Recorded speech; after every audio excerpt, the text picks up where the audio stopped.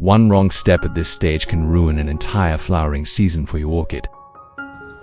In this video, I want to share in detail how to care for orchids that are bearing flower spikes, and how to use natural fertilizers to nourish the flowers in the most crucial stage, determining the quality of the flowers later on. Orchids bearing flower spikes are extremely energetic at this stage.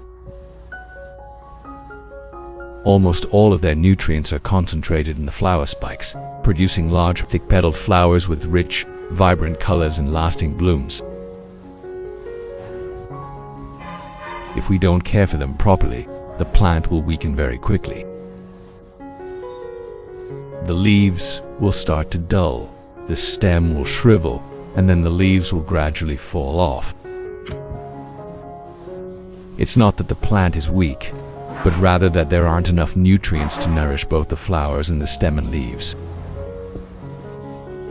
As you can see, when a plant is flowering but lacks nutrients, it will shed its leaves to nourish the flowers.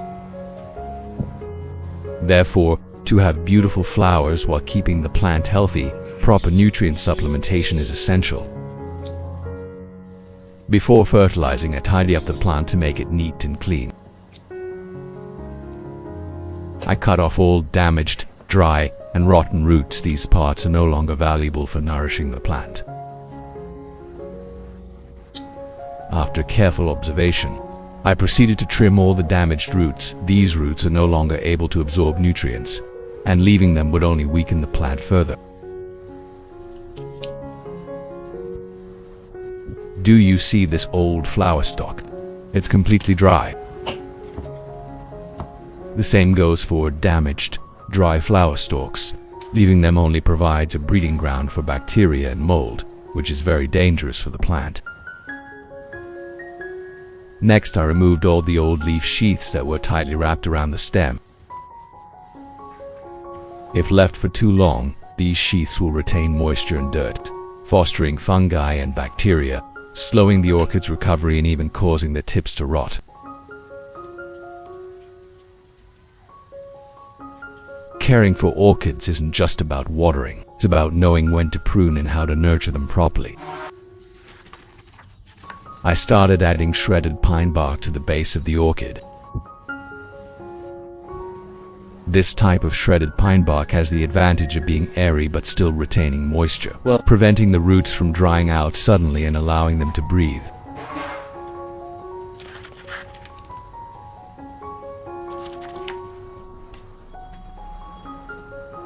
After finishing the pine bark application, I moved on to the next care step to complete the process. Moving on to the next step, before I fertilize my orchids, I always follow a very important rule. I water them with clean water for about 15 minutes beforehand. The purpose of this step is to awaken the orchid, helping the roots and cells within the plant to wake up and begin functioning again. Therefore, I will soak the plant for 15 minutes.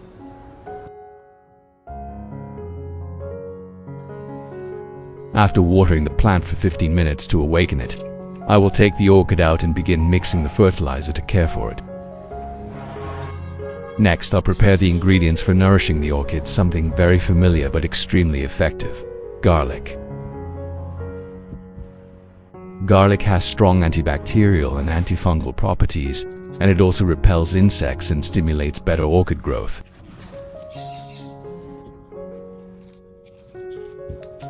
For this method, I only need 3 cloves of garlic.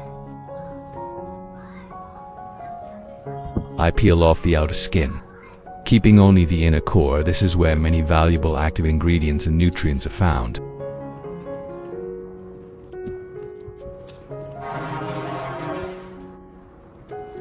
Next, I sliced each clove of garlic into thin pieces.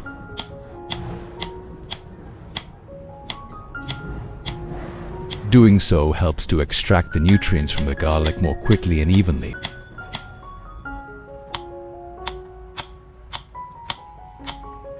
When mixed with water, the antibacterial and antifungal compounds will be most effective, allowing the orchid to absorb them more efficiently.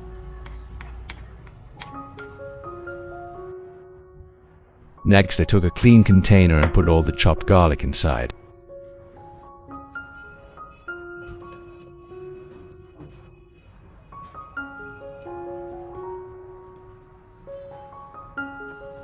Next, I poured in about 500 milliliters of boiling water and stirred it well to quickly dissolve the garlic's essence.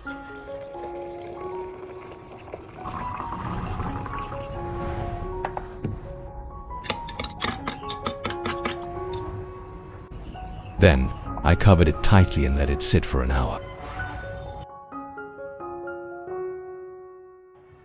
Next, I prepared the bananas.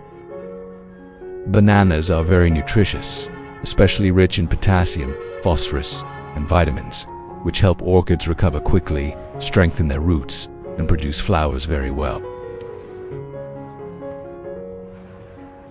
When using bananas in the kitchen, I eat the flesh, but I keep the peel. Don't throw it away.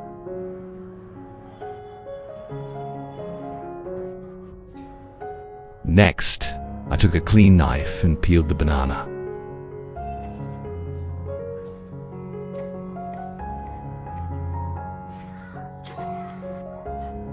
I cut it into thin slices, then chopped it into even smaller pieces. This allows the nutrients in the banana peel to be released more quickly, making it easier for the orchid to absorb them when soaking or incubating, resulting in a more noticeable recovery. Next, I took a clean container and put all the chopped banana peels inside.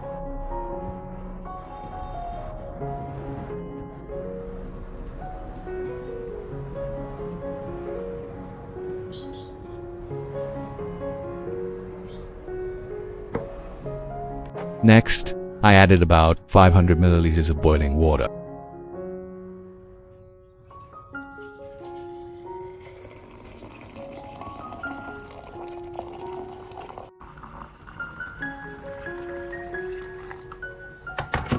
I stirred it well, then covered it tightly.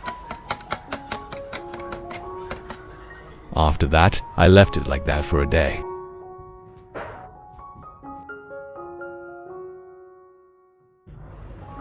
After an hour, my garlic water had completely cooled.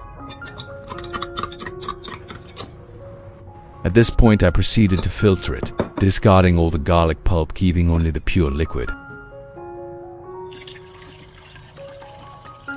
At this point, I had a nutrient-rich garlic water, which is both antibacterial and antifungal, and helps orchids stimulate root growth and recover very well. Next, I scooped out a cup of garlic water and soaked a soft cotton ball in the solution. Then, I brought the orchid out from the garden and began caring for it. I gently wiped the orchid leaves with the soft cotton ball. The top surface was cleaned of dust and dirt.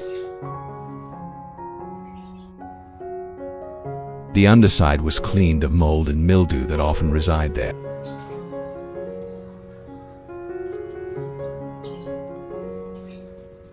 Garlic water has antibacterial, antifungal, and insect repellent properties, so after wiping, the orchid leaves were clean, airy, and safer, and insects no longer bit the plant.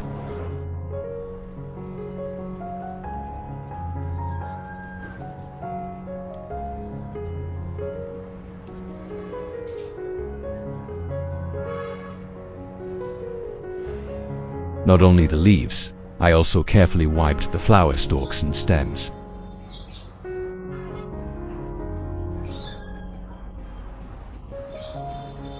This helps remove dust, mold, and insects clinging to the stems, allowing them to grow healthier, longer, and produce more beautiful flowers. Thus, I cleaned the entire orchid, preparing it for the next step in its care. Next, after a day of fermentation, my banana water had slightly fermented. At this point, I filtered out all the pulp, keeping only the pure liquid.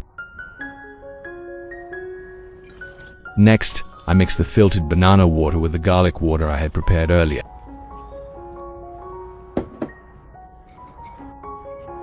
I stirred it well, allowing the nutrients from the banana and garlic essential oils to blend into a homogeneous solution. Next, I took a clean bottle and poured all the prepared nutrient solution into it. At this point, the solution was ready for me to use in caring for the orchids in my garden, helping them absorb nutrients quickly, develop strong roots, and grow more sustainably.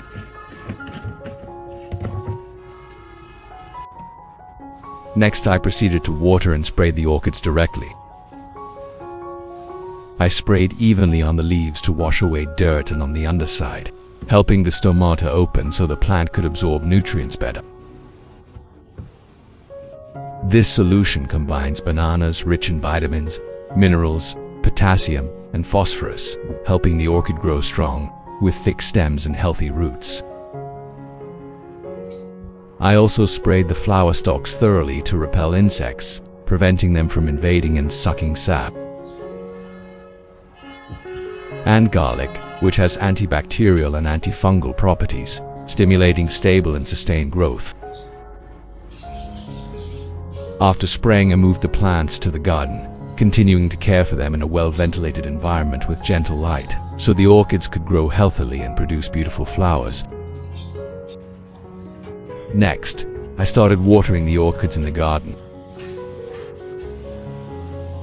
At this point, you'll see the flower buds are clearly visible, the roots are healthy and white, and the plants are in a very vigorous stage. I water evenly over the roots and flower stalks, including those bearing buds, to repel insects and mold that often reside at the base and around the stem. A crucial note: I absolutely do not water directly onto the flowers, only the flower stalks. These flower stalks are the nutrient conduits that nourish the flowers. When properly cared for, the flowers will be glossy, with thick petals, rich colors, and will bloom for many consecutive seasons. With this care regimen, you will see the flowers bloom evenly, with large blooms, bright petals, rich colors, and very long-lasting blooms. Some plants that have already bloomed continue to produce new stalks, which is very pleasing to the eye. When cared for with the right nutrients, orchids will grow steadily. Their flower buds will be plump and juicy, and the plants will be clean and tidy, free from dust or pests. Next, I started watering the orchids directly at the roots. Each plant only needed a few scoops of water. As the water seeped into the root system absorbed it and pumped it back up the stem, promoting strong, healthy growth from within, rather than artificial external development. After watering, I let the pots soak for about 20 minutes. This time is crucial, allowing the roots to absorb the water and nutrients fully, stabilizing the plant and preventing shock. Then, I took each orchid pot out of the garden to care for them one by one, slowly and carefully, observing each plant meticulously. With this care, you'll see the orchids have thick petals, deep, bright, and vibrant colors, and plump, large, and beautiful flower buds.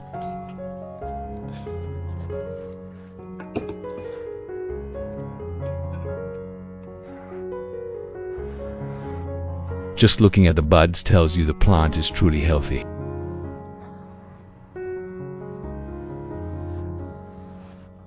Afterward, I took the orchid pots out of the garden again, watering each plant with just the right amount of water, not too much, not too little.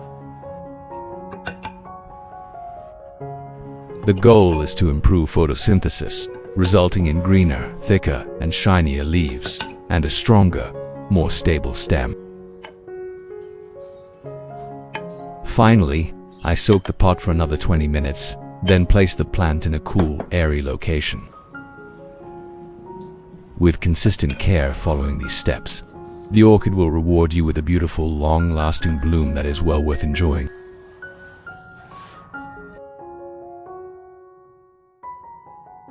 Next, after about 20 minutes, I started treating the orchid again. At this point, I used a clean, soft cotton cloth to gently pat the tips of the leaves and the entire leaf, the surface to remove any remaining fertilizer, water, and excess water.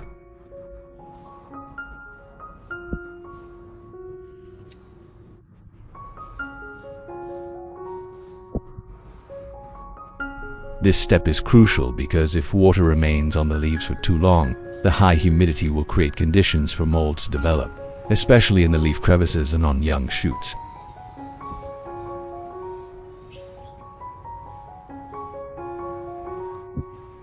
After wiping, I immediately removed the orchid pot, preventing further water. At this stage, I moved the plant to the garden, placing it in a shady, well-ventilated area with gentle sunlight and plenty of diffused light, absolutely avoiding direct sunlight. When the leaves are clean and well ventilated, the plant will photosynthesize better, metabolize more efficiently, and nourish the leaves and roots from within. You can clearly see that the orchid leaves will gradually turn greener, become stronger, and the root system will begin to develop very strongly. When the plant is healthy, it produces flowers very evenly, with vibrant red, deep colors, thick and long-lasting petals. You can tell the plant is healthy just by looking at it.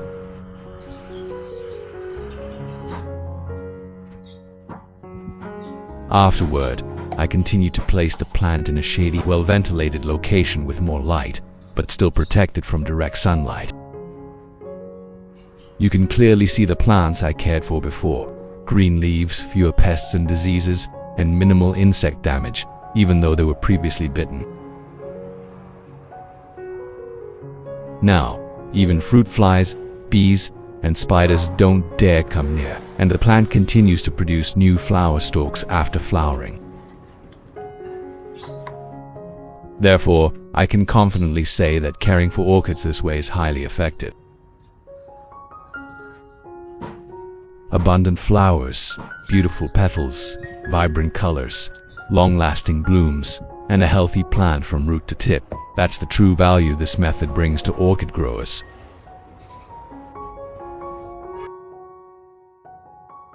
What do you think of this orchid care method? Don't hesitate to leave a comment and share your thoughts. I really want to hear your feedback and experiences. Every share from you is a valuable source of motivation that helps us learn and love plants more each day.